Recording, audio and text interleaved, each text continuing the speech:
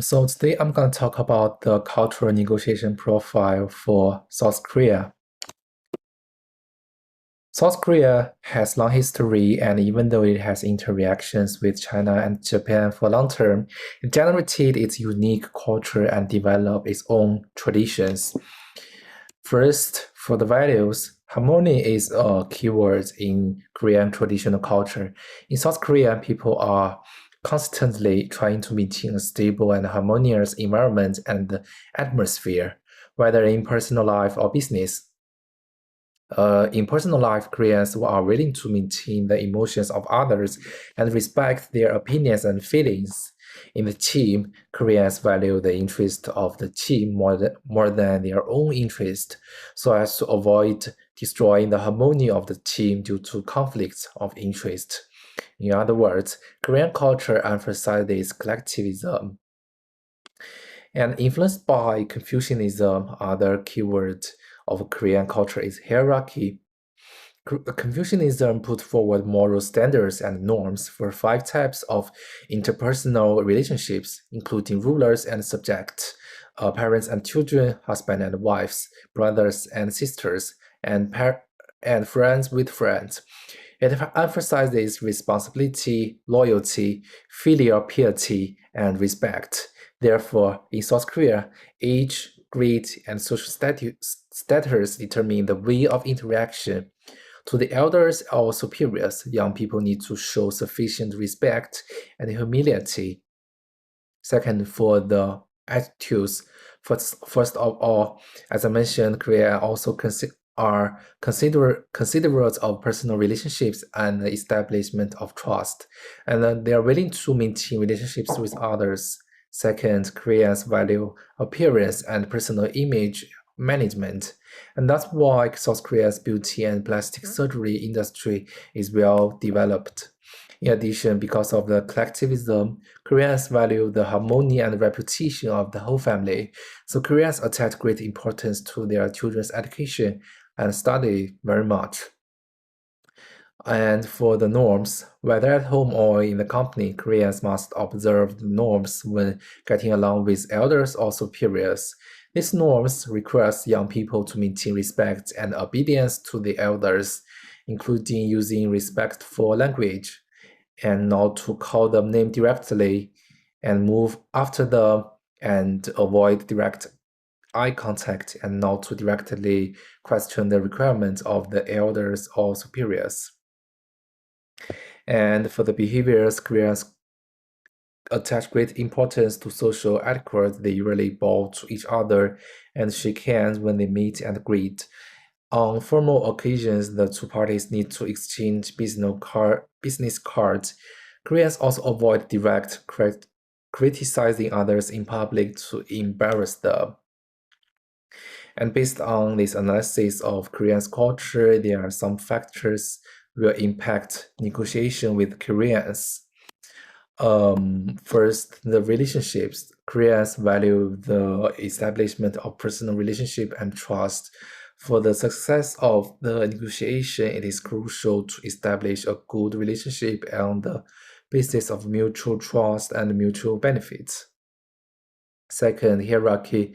Due to the concept of hierarchy in their culture, Koreans are very sensitive to positions and titles, which requires the both negotiating parties to have compatible positions. The mismatch of positions may lead to a failure to proceed smoothly in the negotiations and may also be considered a lack of respect. Then last, the communication style. Korean's communication styles are indirect, vague, and euphemistic, which may lead to the fact that the information cannot be accurately accepted by the other party. They will not experience their views and feelings through direct and clear answers, especially when they experience refusing. Koreans will avoid saying no or direct refusing so as not to hurt the feelings of others. People need to understand the true meaning of the answer from their nonverbal or body language. And next, I'm gonna talk about the cross-cultural action plan. And for the cross-cultural action plan Y, first for the differentiation stage, because in South Korea, personal relationships are very important. Korea regard personal relationships as the premise and the foundation of cooperation. Therefore, they may not be eager to exchange information and focus on the negotiation goals first. And second, for the exploration stage, Korean culture emphasizes collectivism, which makes it difficult for Koreans to make decisions in negotiations because they need to be team-oriented and consider the best interest of the whole organizations. In addition, because of the concept of hierarchy, Korean companies have a strict hierarchy and their power is concentrated at the top. Therefore, the subordinates in the negotiation cannot make decisions without permission. They need to ask the leader for instructions and get approval. Besides, Koreans may not directly reject and deny the other party's suggestions.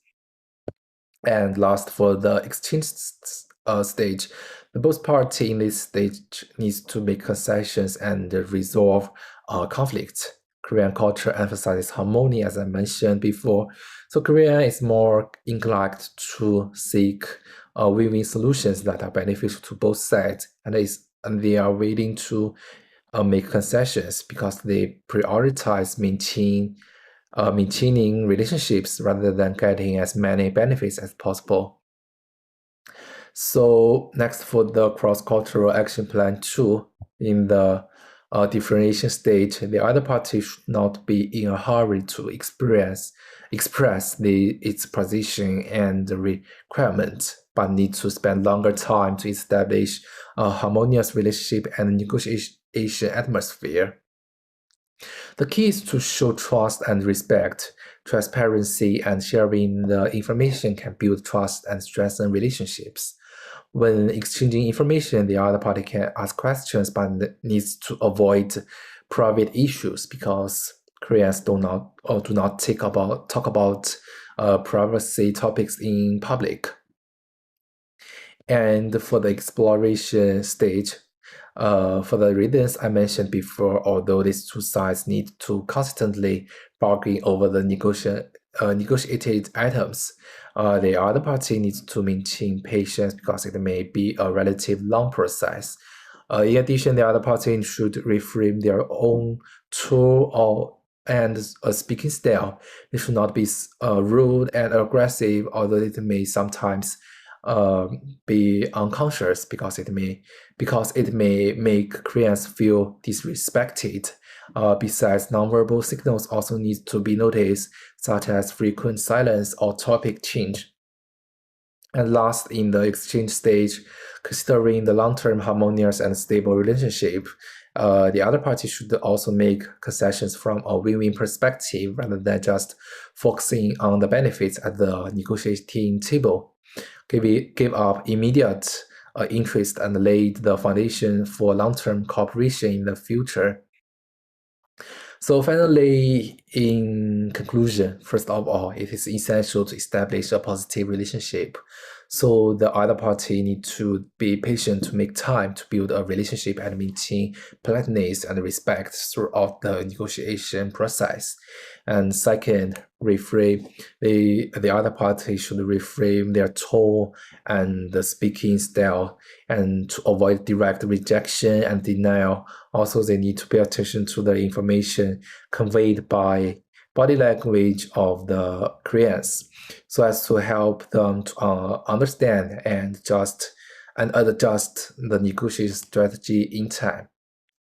Finally, the other party should adopt the integrative negotiation strategy to turn the attention of negotiation from the gains and loss at the negotiation table to the long-term cooperations.